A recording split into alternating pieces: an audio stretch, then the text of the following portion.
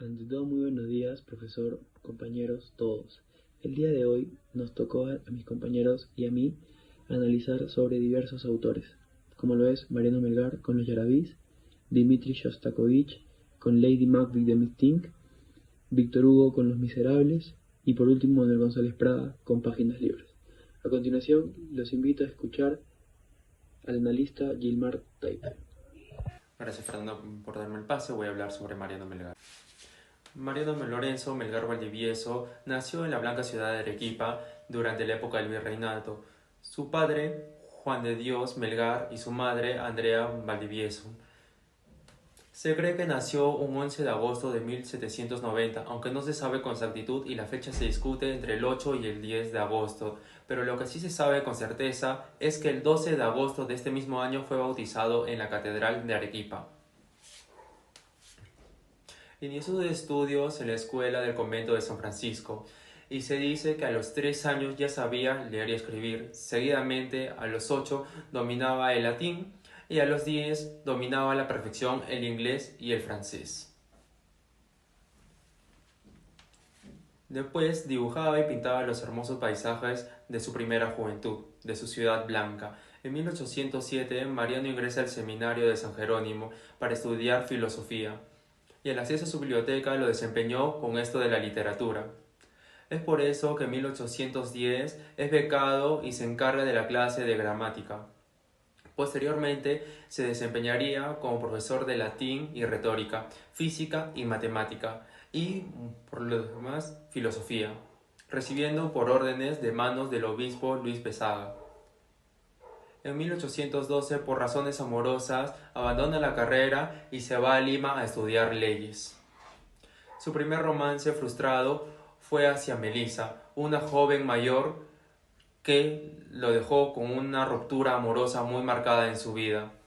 Después se enamora de su prima María Santo Corrales, que sería inmortalizada como Silvia, y quien según se cree, ella tenía 13 años en ese entonces, lo que lo empujó a abandonar la carrera y regresar a Arequipa. Entonces sus padres, muy molestos, lo demandan a Lima para que estudie leyes, y conforme con ellos regresa a Arequipa para reencontrarse con Silvia, quien lo convence para que obedeciera los deseos de sus padres. Otra vez en Lima, es testigo de la promulgación de la Constitución de Clares de 1812, una de las primeras promulgadas en España, justo a los festejos realizados en homenaje a José Valquiria, precursor de la independencia del Perú, ya que Melgar le dedicaría la obra al conde del Vista Florida, plasmando el sentimiento de la mancomunidad hispanoamericana.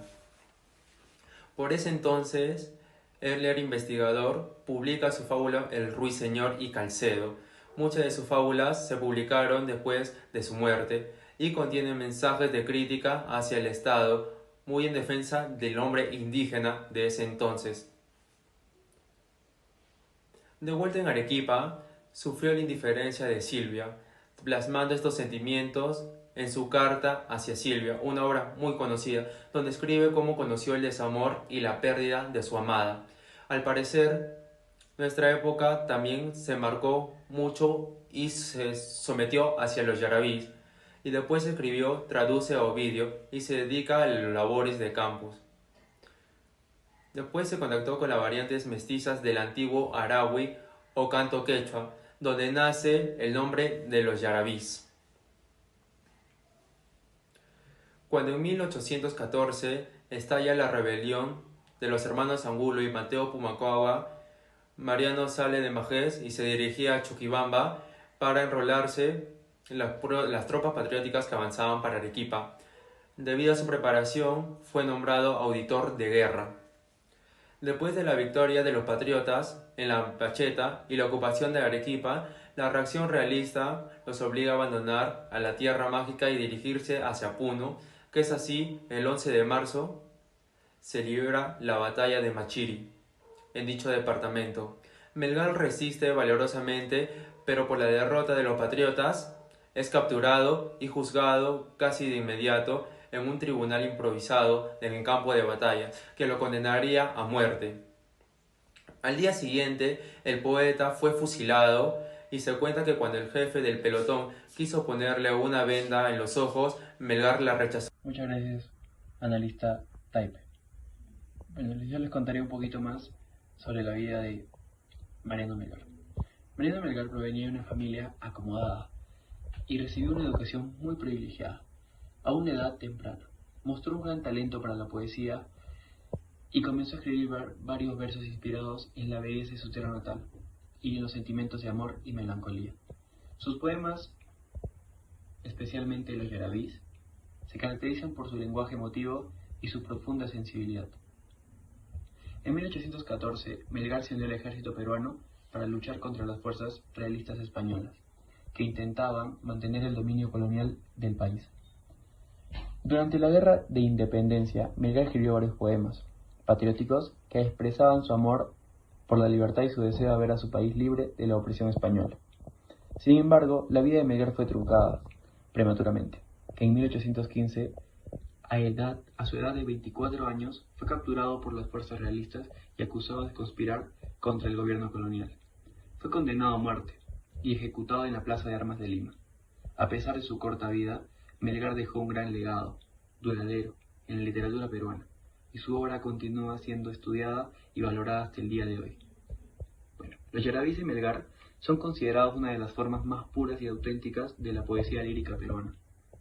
Estos poemas escritos en verso libre y en un lenguaje sencillo pero evocador, expresan los sentimientos más profundos del autor y capturan su belleza y melancolía de la vida de los Andes peruanos. Los yarabís de Melgar son considerados una de las joyas de la literatura peruana y han sido interpretados y adaptados por numerosos artistas a lo largo de los años. Ahora les paso con el analista Santiago, que nos va a hablar sobre Dmitri Prokofiev. La Revolución Rusa, con su objetivo inicial de derrocar al autocrático zar Nicolás II, abrió paso a una nueva era, la dirección de Joseph Stalin. Aunque el comunismo prometía igualdad y la abolición de las clases sociales, la realidad bajó al mandato de Stalin, se desvió hacia las represiones brutales, genocidios y desafíos económicos considerables.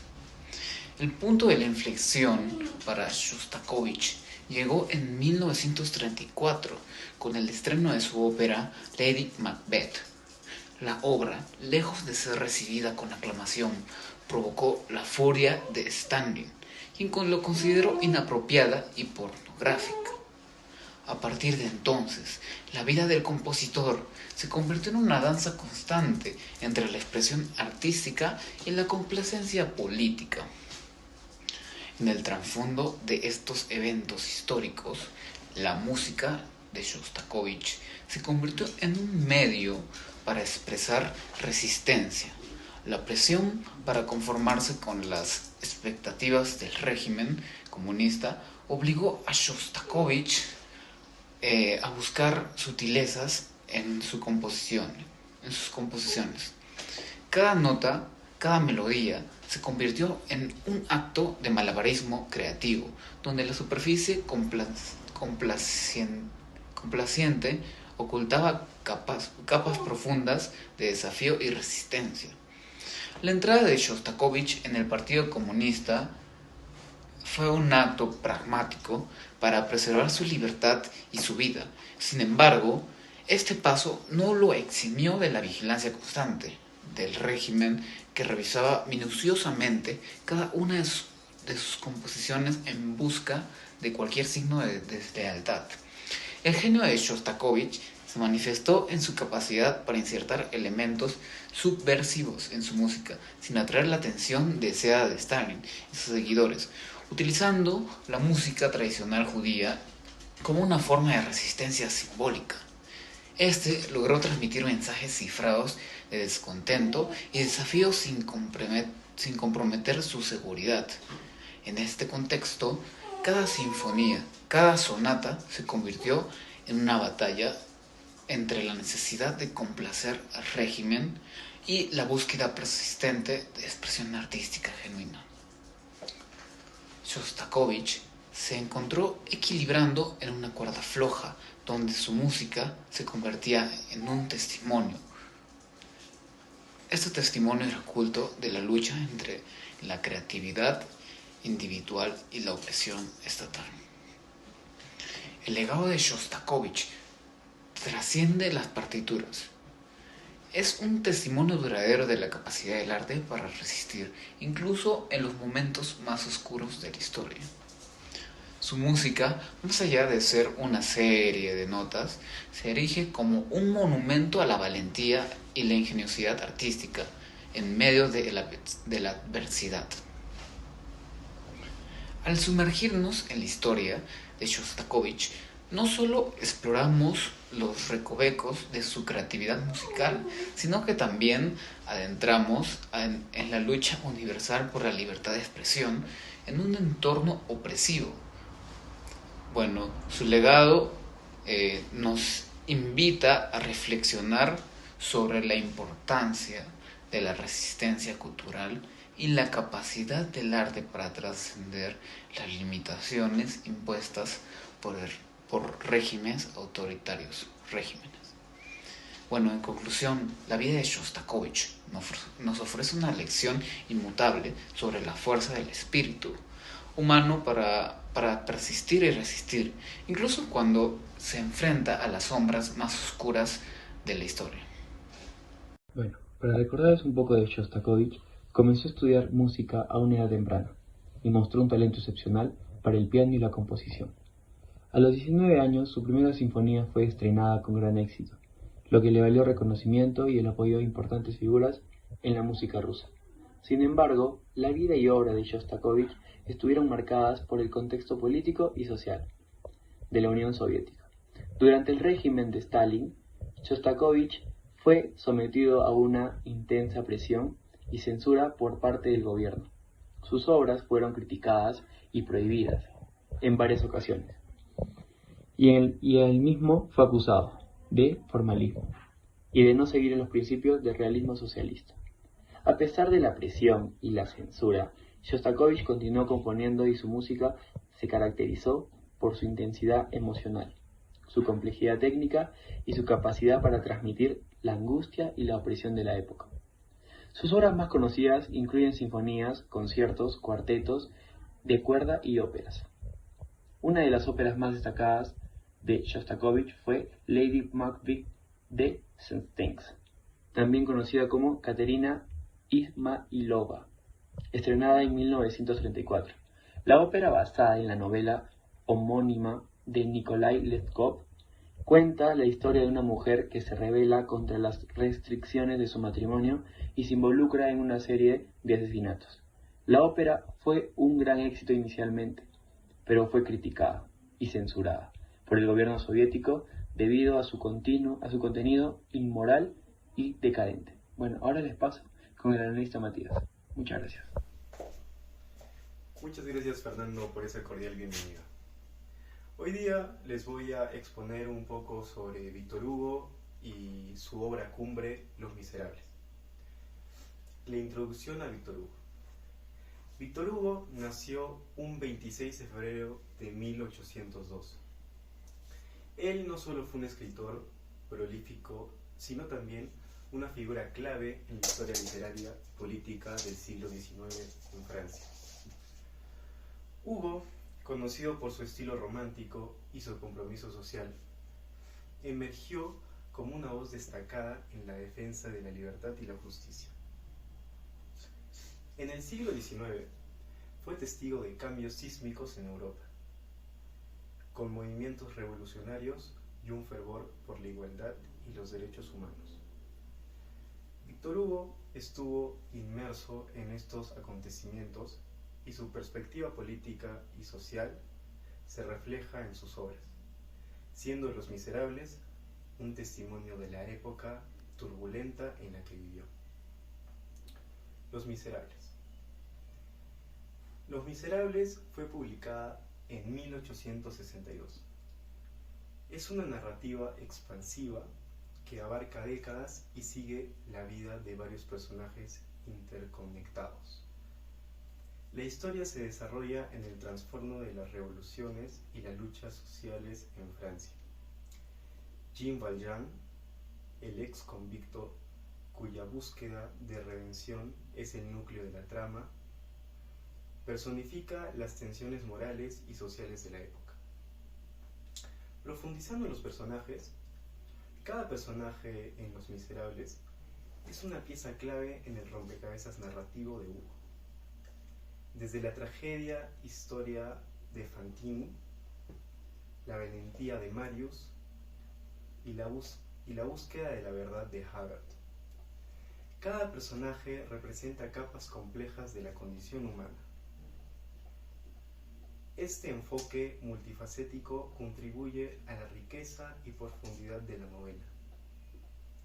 Los temas simbólicos de Los Miserables tocan una amplia gama de temas, desde la pobreza y la justicia hasta la redención y el amor. El simbolismo, como la constante búsqueda de Valjean por la luz y la persistente persecución de Haggard, añade capas de significativo que invitan a la reflexión sobre la naturaleza humana y la moralidad. El impacto y legado. La influencia de Los Miserables se extiende mucho más allá de la literatura. Ha sido adaptada en numerosas ocasiones, incluyendo adaptaciones teatrales y cinematográficas. El musical homónimo, por ejemplo, ha llevado la historia a audiencias globales, consolidando la obra de Hugo como una parte integral de la cultura popular. La relevancia contemporánea que ésta tuvo. A pesar de situarse en el siglo XIX, Los Miserables sigue siendo relevante a día de hoy. Los temas de desigualdad, injusticia y la lucha por un mundo mejor resuenan en la sociedad contemporánea, recordándonos que las luchas de la humanidad trascienden en el tiempo. En conclusión, Víctor Hugo y su obra Los Miserables encapsulan la esencia del romanticismo, explorando las complejidades de la condición humana en un contexto histórico tumultuoso.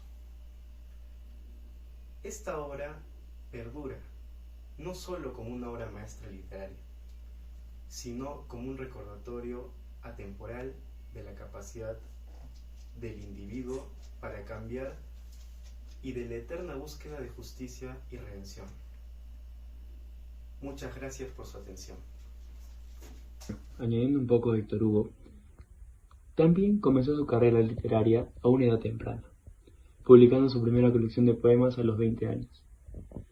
Su obra más conocida y aclamada es Los Miserables, publicada en 1862. Esta novela épica, ambientada en Francia en el siglo XIX, sigue la vida de Jean Valjean, un ex convicto que busca redimirse y encontrar la redención en un mundo lleno de injusticias sociales.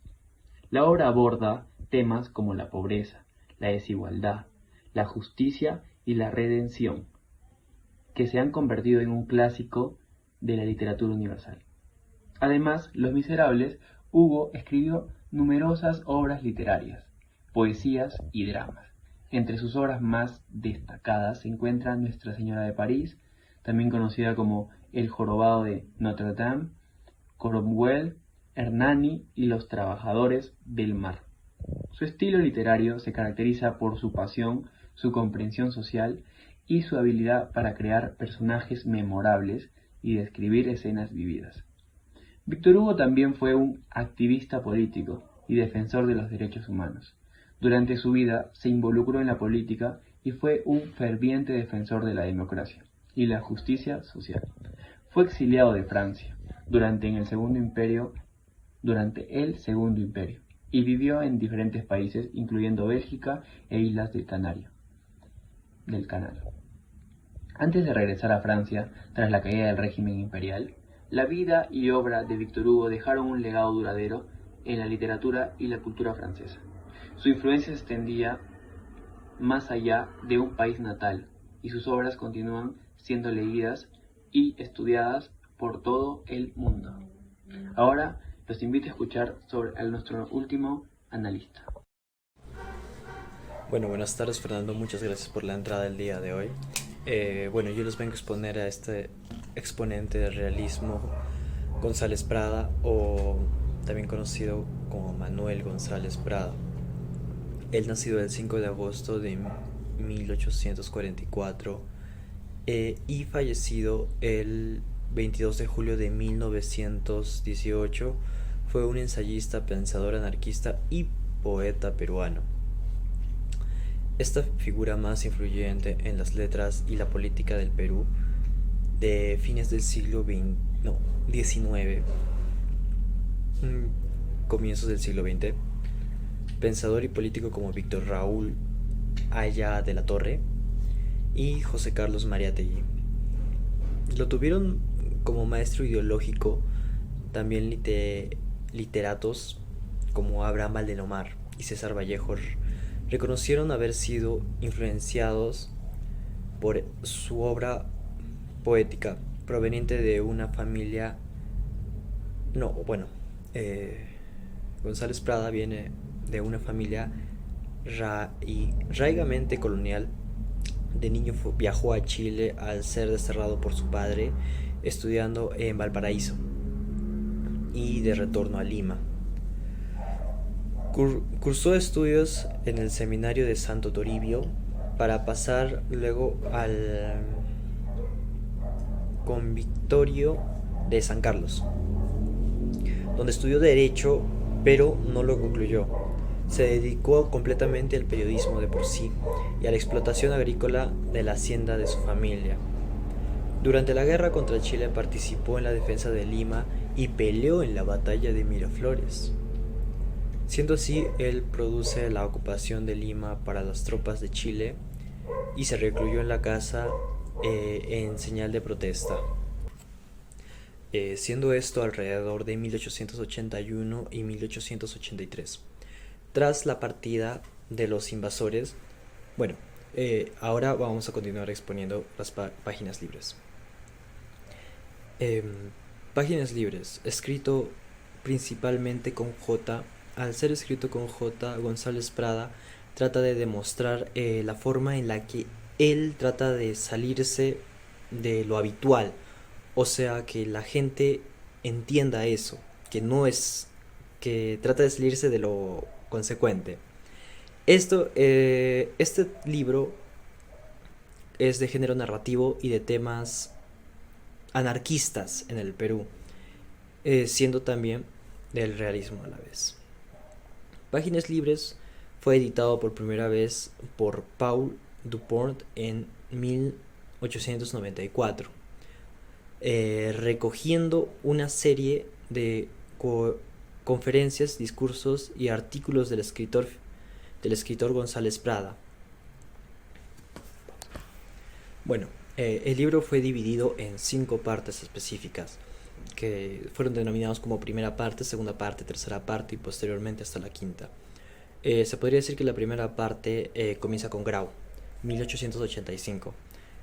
Aquí se elogia la vida pública y privada de Miguel Grau, seminario y el máximo héroe del Perú en la guerra contra Chile. En el discurso de Ateneo de Lima, si mal no recuerdo, de 1886, aquí critica a los escritores que imitan todo lo europeo y los que usan palabras rebuscadas para lucirse. Y dentro de los discursos, que es la tercera parte, discursos de Paliteoma, de 1888, aquí lanza una feroz crítica contra la oligarquía peruana. ¿Qué es oligarquía? Oligarquía es el gobierno de unos cuantos, que no se preocupó por la mayoría de los populares, se podría decir. En la cuarta parte es el discurso en el Teatro de Olimpo de 1886.